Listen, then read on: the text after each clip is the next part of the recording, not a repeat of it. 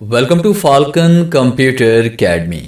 मैं हूं केवल विजय और मैं आज आपको एमएस वर्ड के अंदर पढ़ाने जा रहा हूं कि हम पेंटेस्ट के लिए किस तरह से पोस्ट को डिज़ाइन कर सकते हैं। जो लोग पेंटेस्ट के बारे में जानते हैं उन्हें बाखूबी पता होगा कि कोई भी जो पोस्ट हम वायरल करते हैं या अपने फेसबुक के ऊपर या उसके बाद यूट्यूब चैनल के ऊपर या फिर वेबसाइट के ऊपर जब ट्रैफिक लाते हैं तो किसी न किसी रिसोर्स का हम यूज़ करते हैं। उसमें से एक रिसोर्स जो आपके पास है वो पेंटेस्ट भी है कि पेंटेस्ट के ऊपर जैसे पिक्चर अपलोड करते हैं उसके साथ डिफरेंट सोशल मीडिया के जो हमारे लिंक्स हैं वो हम उसके साथ ऐड कर लेते हैं और लिंक के ज़रिए फिर हम ट्रैफिक को जनरेट करते हैं। अब उसके लिए हमने आज पोस्ट किस तरह से क्रिएट करनी है। बहुत से लोगों को ग्राफिक्स एंड डिज़ाइनिंग अच्छी तरह से नहीं आती, सिर्फ वर्ड या एक्सेल पे वो काम कर चुके होते हैं, ना उन्हें कोरल का पता होता है, ना उन्हें फोटोशॉप का पता होता है, ना बाकी चीज़ों का पता होता है। तो आज मैं आपको पढ़ाने जा रहा हूँ कि वर्ड के अंदर किस तरह से आप ये पोस्ट क्रिएट कर सकते हैं। बाकी इस तरह की वीडियोस बनाने का एक मकसद ये भी है कि जो लोग वर्ड को नया नया सीख रहे हैं या वर्ड के अंदर काम करना चाहते हैं या कर रहे हैं वो इसमें मज़ीद बेहतरी कैसे ला सकते हैं। जैसे किसी एक लेक्चर के अंदर आप सीख पा रहे हैं कि आपने पेज को साइज़ कैसे देना है, उसके अलावा बॉर्डर कैसे क्रिएट करना है, उसके बाद शेप इंसर्ट करना, शेप को एक्यूरेट साइज़ देना, शेप के अंदर पिक्चर फिल करना, डाटा लिखना, डाटा के दरमियान कैरेक्टर्स के दरमियान स्पेस को बढ़ाना, फिर इसके बाद ट्रांसपेरेंसी इफेक्ट को अप्लाई करना, उसके बाद पिक्चर की टून को सेट करना, उसके बाद इसको पीडीएफ में कन्वर्ट करना, फिर पीडीएफ को जेपीजी में कन्वर्ट करना। ये सब कुछ आज इसी एक लेक्चर में आप सीखने वाले हैं।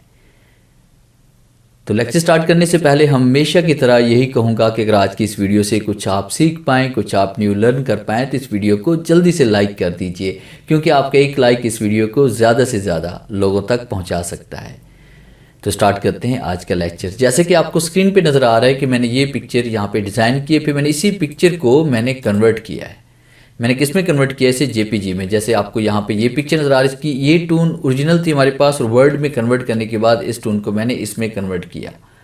अब ये सब कुछ हम वर्ड में कैसे करेंगे आज इसके बारे में पढ़ने वाले हैं। तो स्टार्ट करते हैं आज का लेक्चर। सबसे पहले आप वर्ड को ओपन करें और उसके बाद फिर हम फाइल पे आते हैं और उसके बाद फिर आपने न्यू पे क्लिक करना है, ब्लैंक डॉक्यूमेंट पे आते हैं और उसके बाद फिर आपने क्या करना है कि इस पेज को आपने साइज़ देना है।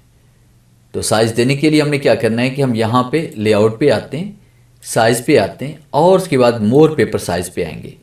जो हमारे पास यहाँ पे पेंटेस्ट की पोस्ट का जो साइज़ होता है, अगर आप गूगल में जाके सर्च करेंगे तो वो पिक्सल्स के अंदर होता है, 1000 बाय 1500 पिक्सल्स होता है। अगर हम उसको इंचज़ में कन्वर्ट करेंगे तो ये हमारे पास बनेगा 3.33 बाय 5.0।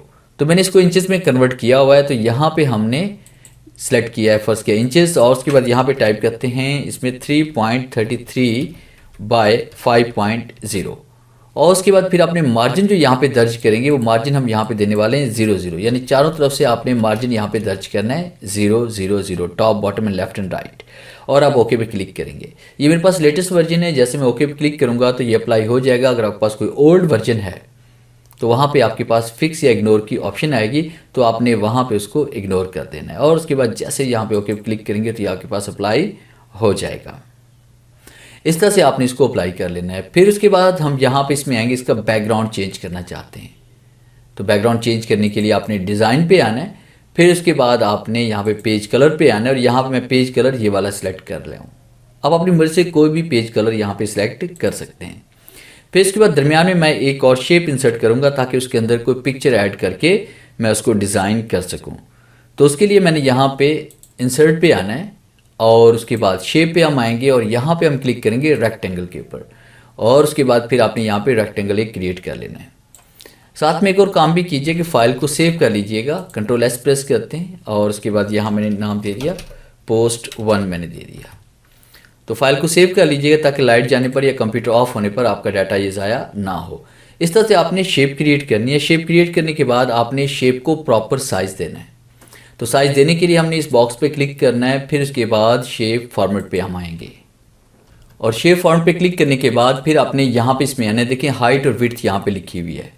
अब मैंने तो यहाँ पे एडजस्टमेंट की हुई है, क्योंकि जब आप यहाँ पे वर्ड नया इंस्टॉल करते हैं तो आप अगर ऊपर से साइज़ देते हैं तो नीचे विड्थ ऑटोमेटिकली सेट हो जाती है। अगर विड्थ को देंगे तो यहाँ पे हाइट ऑटोमेटिकली सेट हो जाएगी, यानी प्रॉपर वो साइज़ नहीं आएगा जो हमें चाहिए। फ़र्ज़ कीजिए मुझे यहाँ पे अभी साइज़ चाहिए 2.9 बाय 4.6 इस बॉक्स के लिए। तो साइज़ जो हम देने वाले हैं वो 2.9 बाय 4.6 तो आपने यहाँ पे शेप पे क्लिक किया, शेप फॉर्मेट पे आप आएंगे, उसके बाद साइज़ के ग्रुप में से आपने इस एरो पे क्लिक करना है और यहाँ पे लॉक की ऑप्शन को आपने अनचेक कर देना है। आपके पास ये यहाँ पे चेक की कमांड आएगी, आपने इसको अनचेक कर देना है। अब उसके बाद सबसे पहले यहाँ पे हाइट हम टाइप करते हैं, हाइट 4.6 हम टाइप करें और उसके बाद विड्थ मैंने यहाँ पे टाइप करनी है, फर्स्ट की विड्थ मैंने दे दी 2.9 और उसके बाद फिर आपने ओके क्लिक किया तो आपके पास देखिए ये साइज़ अप्लाई हो चुका है। अब इसको हम यहाँ पे सेंटर में रखना चाहते हैं तो आपने शेप के ऊपर क्लिक करना है, शेप फॉर्मेट पे आप आएंगे, अलाइनमेंट पे आप आएंगे, अलाइन टू सेंटर आप करेंगे और अलाइन टू मिड आप करेंगे ताकि ये बिल्कुल आपके जो पेज के सेंटर में आ जाए। फिर उसके बाद शेप फॉर्मेट पे हम आएंगे, उसके बाद शेप पे क्लिक करके आपने इसे नो आउटलाइन कर लेना है तो आपके पास इस तरह से एक डिज़ाइन क्रिएट हो जाएगा। अब इसी के अंदर हम पिक्चर को ऐड करने वाले हैं तो पिक्चर मैंने इंटरनेट से एक डाउनलोड की हुई है, उसी को हम यूज़ करने वाले हैं। यहाँ पे क्लिक करते हैं, शेप फॉर्मेट पे आप आते हैं, उसके बाद आपने शेप फॉर्मेट पे आने के बाद शेप फिल यहाँ पे आपने क्लिक करना है और उसके बाद फिर आपने पिक्चर पे क्लिक करना है, फिर फ्रॉम अ फाइल पे आप क्लिक करेंगे और आप उस ड्राइव में चले जाएं जिस ड्राइव में आपने इस पिक्चर को डाउनलोड करके रखा हुआ है। जैसे कि मैंने ये वाली पिक्चर यहाँ से डाउनलोड करके रखी हुई है। हम इंसर्ट पे क्लिक करते हैं, पिक्चर आपके पास इंसर्ट हो जाती है तो पिक्चर ऐसे लग रही है जैसे ये स्ट्रिच हो चुकी है, यानी इस तरह से खींची खींची से लग रही है। तो इसको हमने एडिट कैसे करना है, तो बहुत से लोगों को ये भी नहीं पता होता कि शेप में पिक्चर इंसर्ट करने के बाद उसको एडिट कैसे किया जाता है। तो उसका बहुत आसान तरीका है कि आप इसके ऊपर क्लिक करेंगे, फिर इसके बाद आपने ऊपर पिक्चर फॉर्मेट पे क्लिक करना है। आपके पास दो चीज़ें इसमें आ रही है, शेप फॉर्मेट और पिक्चर फॉर्मेट। शेप को भी ऐड कर सकते हैं और पिक्चर को भी कर सकते हैं, तो पिक्चर फॉर्मेट पे आपने क्लिक करना है। उसके बाद फिर क्रॉप पे हम आएंगे, इसके ड्रॉप डाउन पे क्लिक करते हैं और आपने फिल पे आना है। जैसे हम फिल पे क्लिक करते हैं तो ये देखिए ऑटोमेटिक एडजस्ट हो जाती है और इसके बाद पिक्चर को अपनी मर्जी से आप यहाँ पे सेट कर सकते हैं। और उसके बाद जैसे हम यहाँ पे क्रॉप पे क्लिक करते हैं तो ये पिक्चर आपके पास यहाँ पे एडजस्ट हो चुकी है। अब इसके बाद ऊपर हम डाटा राइट करना चाहते हैं तो डाटा राइट करने के लिए मैंने यहाँ पे एक और शेप का यूज़ करना है और उस शेप को मैंने ट्रांसपेरेंट करना है ताकि वहाँ पे आपके पास ये बैकग्राउंड के अंदर ये मर्ज भी हो जाए और उसके ऊपर हम डाटा भी आसानी के साथ राइट कर सकें। तो उसके लिए हम इंसर्ट पे हम आएंगे, उसके बाद आपने शेप पे आना है और यहाँ शेप पे क्लिक करेंगे। उसके बाद इसी के मुताबिक आपने एक और शेप यहाँ पे इस तरह से क्रिएट कर लेनी, ये ऐसे। फिर उसके बाद मैंने क्या किया, यहाँ पे इसकी आउटलाइन को मैंने यहाँ से रिमूव कर दिया, नो आउटलाइन कर दिया। अब उसके बाद इसका कलर जो हम फिल करने वाले हो मैंने ब्लैक कलर इसमें कर दिया। अब फिर उसके बाद मैंने क्या किया, शेप इफेक्ट पे मैंने आना है और उसके बाद यहाँ पे किसी भी कमांड को, जैसे रिफ्लेक्शन इफेक्ट है, प्रीसेट है, इसमें से आप देखिए किसी भी एक कमांड पे आप यहाँ पे एंड में जाकर क्लिक कर लेंगे आखिर में, ताकि इसकी तमाम कमांड यहाँ पे फॉर्मेट शेप की हमारे पास ओपन हो जाए। तो आपने यहाँ पे इसमें आना है फिल के ऊपर, फिल इन लाइन के ऊपर, फिर उसके बाद आप फिल पे आएंगे और उसके बाद आपने क्लिक करना है ग्रेडियंट के ऊपर। ग्रेडियंट के ऊपर क्लिक करने के बाद आपने जो आपके पास बाकी एक्स्ट्रा जो इस तरह के पॉइंट आएंगे उन पे क्लिक करके आपने उनको डिलीट कर देना है। और आपने कौन सा कलर अप्लाई करना है कि दो पॉइंट, एक शुरू वाला जो यहाँ पे होगा और एक एंड वाला जो यहाँ पे होगा, बाकी आपने सारे पॉइंट्स को आपने डिलीट कर देना है। तो आपने क्या करना है, किसी एक पॉइंट पे यहाँ पे क्लिक करेंगे और अपनी मर्जी से आप कोई भी कलर यहाँ पे फिल कर लेंगे। जैसे फर्स्ट कीजिए मैंने यहाँ पे ब्लैक कलर फिल किया, इधर से मैंने इसको यहाँ पे ब्लैक कलर ही कर दिया। अब देखिए आपके पास ये ब्लैक कलर यहाँ पे आ चुका है। अब उसके बाद इसको आपने ट्रांसपेरेंट करना है, ये देखिए इस तरह से हम इसको यहाँ पे करें ट्रांसपेरेंट। तो ट्रांसपेरेंट मैंने किया तो आप देखिए यहाँ पे ये ट्रांसपेरेंट हो चुका है। इसको थोड़ा सा हम बढ़ा देते हैं ताकि यहाँ पे हम डाटा राइट कर सकें। करके ये पॉइंट्स नोट कर लीजिएगा, इसमें पोजीशन हमारे पास 52% है और उसके बाद बाकी 00% मैंने दिया हुआ है और यहाँ पे मैंने यहाँ पे इसको सेट किया हुआ है।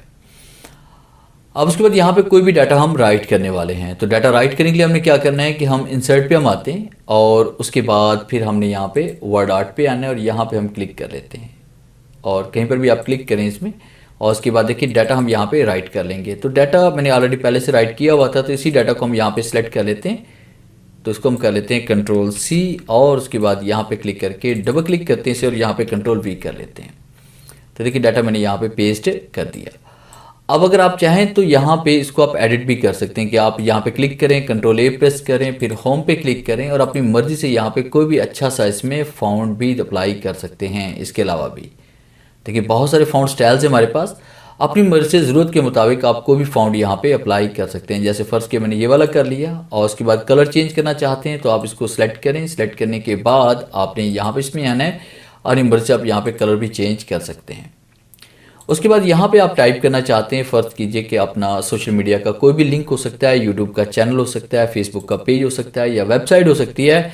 तो इसकी आउटलाइन पे क्लिक करें, कंट्रोल के साथ हम इसकी कॉपी बना लेते हैं और फिर यहाँ पे क्लिक करते हैं, कीबोर्ड से कंट्रोल ए प्रेस करते हैं और यहाँ पे टाइप करते हैं www. फर्स्ट के मैंने टाइप कर लिया falconryk.com और इसकी आउटलाइन पे क्लिक करने के बाद आपने यहाँ से इसका साइज़ कम कर लेना है और उसके बाद इसको हम यहाँ पे रीसाइज भी कर लेते हैं और आपने इसको कर लेना है नॉर्मल। आप होम पे क्लिक करेंगे, इसको आपने कर लेना है नॉर्मल करेंगे और उसके बाद फिर आप इसका फ़ॉन्ट कलर जो है वो आपने यहाँ पे चेंज कर देना है, वाइट कर देना है। अब उसके बाद इसको आप साइज़ का थोड़ा सा और कम कर लें और उसके बाद दरमियान में हम इसमें स्पेस बढ़ाना चाहते हैं, करेक्टर स्पेस बढ़ाना चाहते हैं तो होम टैब पे क्लिक करें।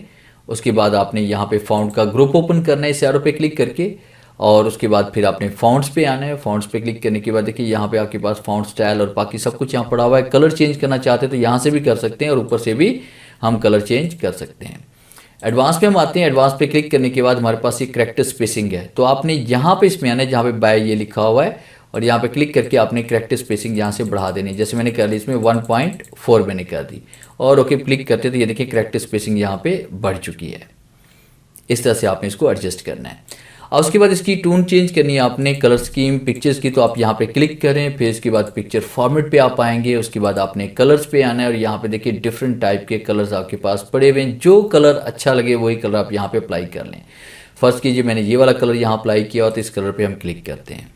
इस तरह से आपने इसको डिज़ाइन करना है और उसके बाद फिर हमने क्या करना है, इस शेप के ऊपर आप क्लिक करेंगे। अगर इसकी आउटलाइन रिमूव नहीं है तो शेप फॉन्ट पे क्लिक करके आपने आउटलाइन पे आना है, उसके बाद नो आउटलाइन पे क्लिक करें ताकि इसकी आउटलाइन रिमूव हो जाए। अब इसको आपने पीडीएफ में कन्वर्ट करना है, फिर पीडीएफ को हम डायरेक्ट जो है ना जेपीजी में कन्वर्ट करेंगे ताकि हम आसानी के साथ इसको अपलोड कर सकें। तो फाइल पे आएंगे, एक्सपोर्ट पे आपने आना है, उसके बाद आपने क्रिएट पीडीएफ पे आपने आना है, फिर उसके बाद यहाँ से हम इसे पाथ देंगे। जैसे हम इसे डेस्कटॉप पे सेव करना चाह रहे हैं, पोस्ट 1 के नाम से सेव कर रहे हैं, उसे पब्लिश कर देते हैं। तो हमारे पास ये पब्लिश हो चुकी है पोस्ट 1 के नाम से। अब इसी डेस्कटॉप पे जो हमारे पास डाटा जो पड़ा हुआ है पीडीएफ का, इसको जेपीजी में कन्वर्ट करना है। तो यहाँ पे मैं जाऊँगा इसमें www.ilovepdf पे और आई लव पीडीएफ पे जाने के बाद यहाँ पे पीडीएफ टू जेपीजी पे हम क्लिक करेंगे और सिलेक्ट पीडीएफ पे आएंगे और फिर उसके बाद आपने डेस्कटॉप पे चले जाना है जहाँ पे आपने इस फाइल को सेव किया हुआ है या आपने रखा हुआ है। पोस्ट 1 के नाम से हमने इसे रखा हुआ है। इसको हम ओपन करते हैं और ये आपके पास इस तरह से पोस्ट ओपन हो जाएगी और फिर इसके बाद कन्वर्ट टू जेपीजी पे हम क्लिक करेंगे तो ये आपके पास कन्वर्ट टू जेपीजी हो जाएगा और डाउनलोड इमेज पे क्लिक करेंगे तो ये आपके पास डाउनलोड इमेज यहाँ पे हो चुकी है। क्लिक करेंगे तो ये देखिए हमारे पास ये पोस्ट अब यहाँ पे तैयार है। इसको हम आसानी के साथ पिंटरेस्ट के अकाउंट के ऊपर शेयर कर सकते हैं।